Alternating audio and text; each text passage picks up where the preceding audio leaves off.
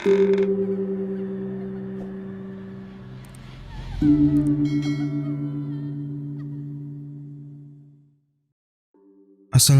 warahmatullahi wabarakatuh.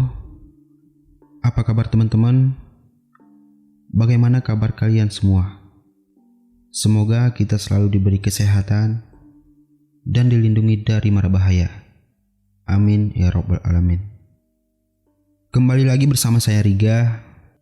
Kali ini saya akan menceritakan pengalaman sahabat Rian yang tersesat di gunung saat melakukan pendakian. Pengalaman ini dibagikan oleh akun yang bernama Rian Kopites dan dibagikan ke salah satu akun website yang bernama 2 Pagi Wae. Cerita ini ditulis berdasarkan pengalaman sahabat Rian yang tidak mau disebutkan identitasnya saat melakukan pendakian di salah satu gunung di Indonesia yang memiliki ketinggian kurang lebih dari 3000 mdpl. Kejadian ini sudah lama dan dibagikan di salah satu akun website pada tanggal 28 Desember 2015. Untuk menjaga identitas sahabatnya, Rian tidak mencantumkan nama gunung dan nama jalur pendakian yang digunakan. Penulis tidak bermaksud apapun, hanya menulis yang diminta oleh sahabatnya.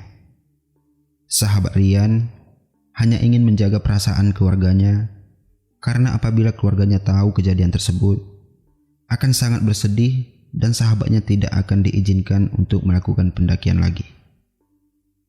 Di sini saya sebagai host akan bercerita dari sudut pandang sahabat Rian atau sebagai sahabat Rian. Sebelum masuk ke ceritanya, mohon dukungan dari teman-teman semua untuk subscribe channel ini supaya terus berkembang dan lebih baik ke depannya. Terima kasih. Oke, tanpa berlama-lama, begini ceritanya.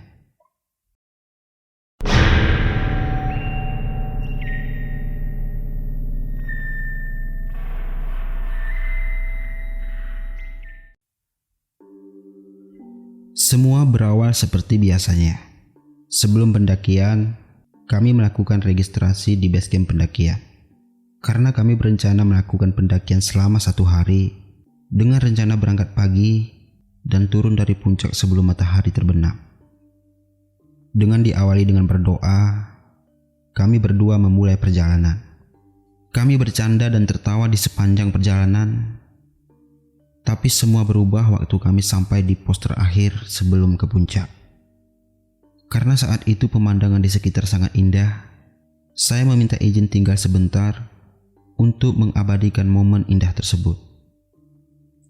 Pemandangan yang tadinya sangat indah dan hijau, tiba-tiba diselimuti kabut yang sangat tebal, dan jarak pandang pun berkurang. Dengan tergesa-gesa saya memasukkan kamera ke dalam tas dan berusaha menyusul teman saya yang naik duluan. Di tengah perjalanan, saya mendapati jalur yang bercabang. Karena jalur ke kanan lebih landai, saya memutuskan untuk melaluinya. Tapi ternyata jalur itu lebih jauh, dan kagetnya lagi, ketika sampai di puncak tidak ada seorang pun yang ada di sana. Saat itu saya berpikir teman saya belum sampai ke puncak atau malah sudah turun. Dan saya putuskan menunggunya selama 30 menit. Sambil menunggu, saya membuka bekal makanan dan minuman yang sudah saya persiapkan dari rumah. Setelah makan, saya berkali-kali berteriak memanggil teman saya, tapi sama sekali tidak ada jawaban. Akhirnya 30 menit berlalu. Saat itu sudah jam 3 sore. Karena cuaca saat itu kurang bersahabat, saya memutuskan untuk turun. Setelah 1 jam perjalanan, saya baru sadar kalau saya tersesat.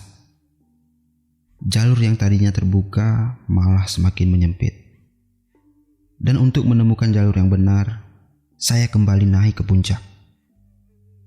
Tapi ada hal yang tidak wajar. Setiap turun saya selalu sampai di tempat yang sama.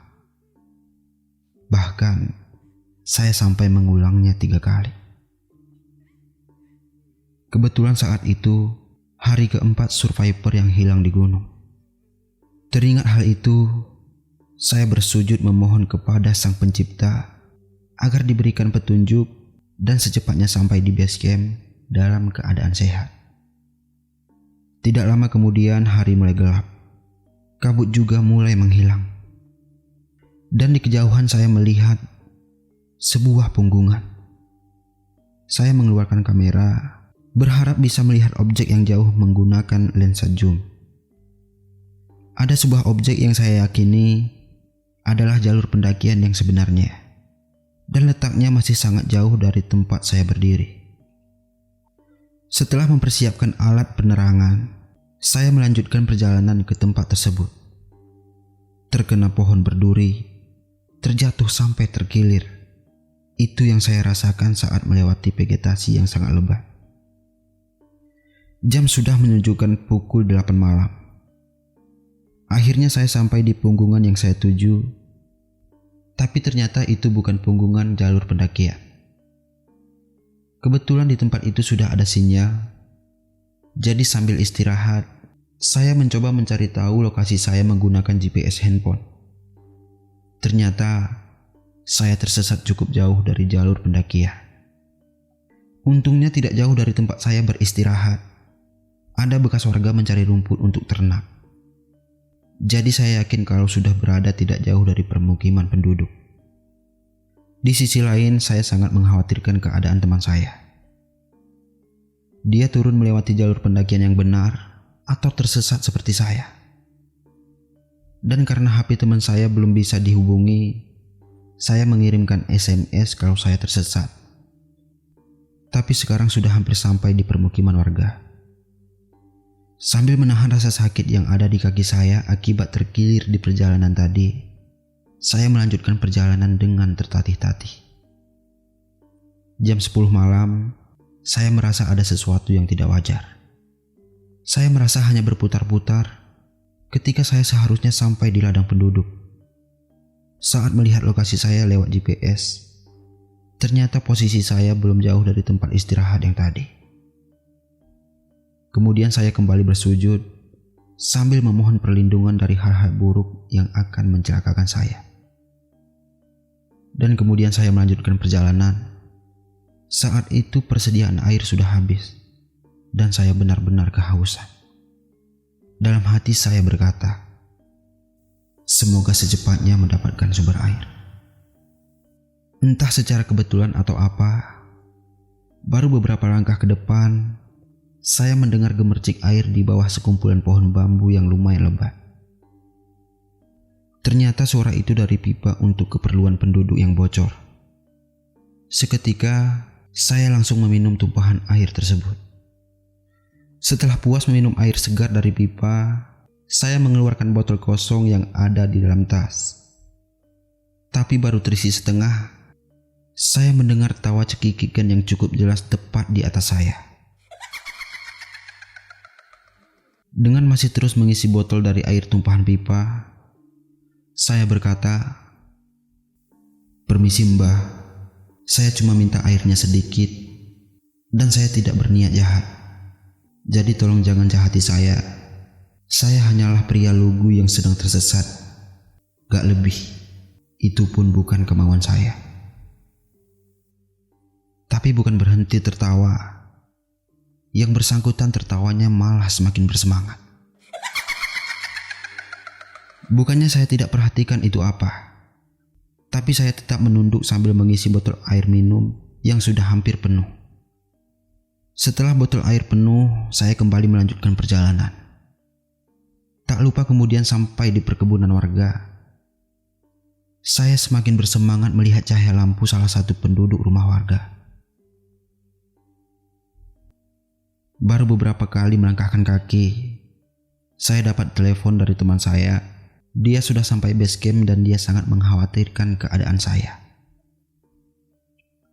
Ternyata teman saya pas naik lewat jalur kiri yang terjal, tapi dengan waktu tempuh yang lebih cepat. Dia di puncak menunggu saya lumayan lama. Tapi karena khawatir dengan keadaan saya, dia kembali turun untuk mencari saya. Di tengah perjalanan dia bertemu pendaki lain dan turun bersamanya. Saya lega. Setidaknya tidak mengalami hal seperti yang menimpa saya.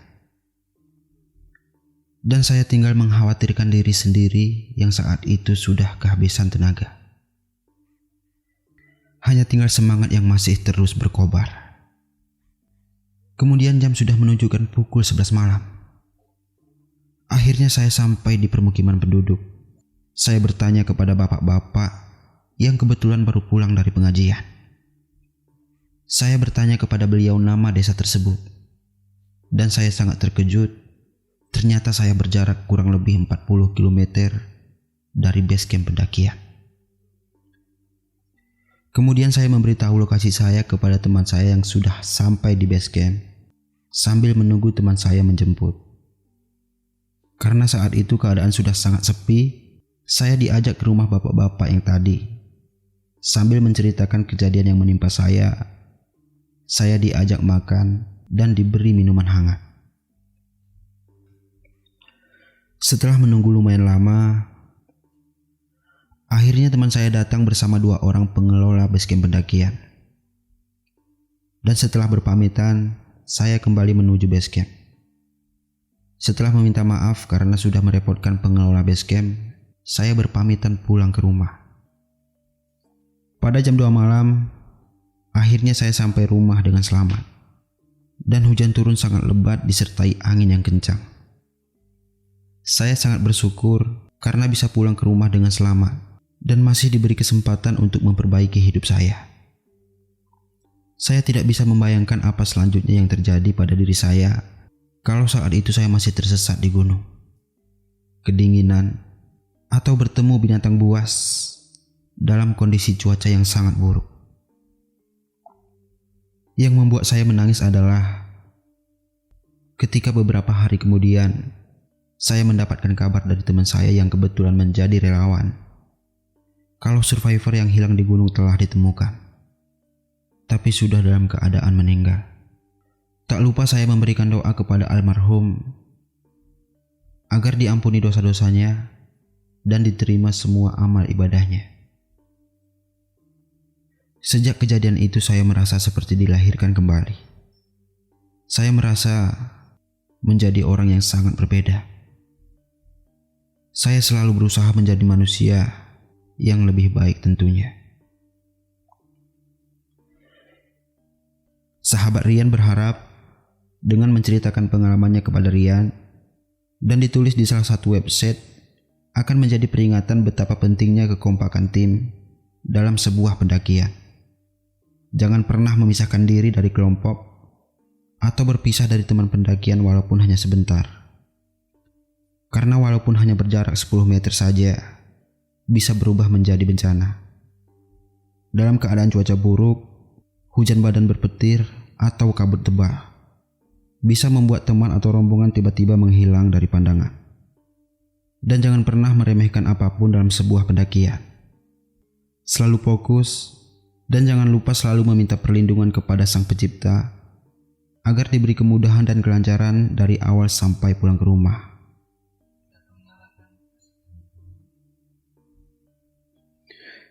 Baiklah teman-teman, demikianlah cerita pengalaman yang tersesat di gunung. Mohon maaf kalau ada kesalahan dalam pembawaan cerita. Tolong berikan komentar atau pendapat teman-teman agar kami dapat perbaiki kesalahan kami.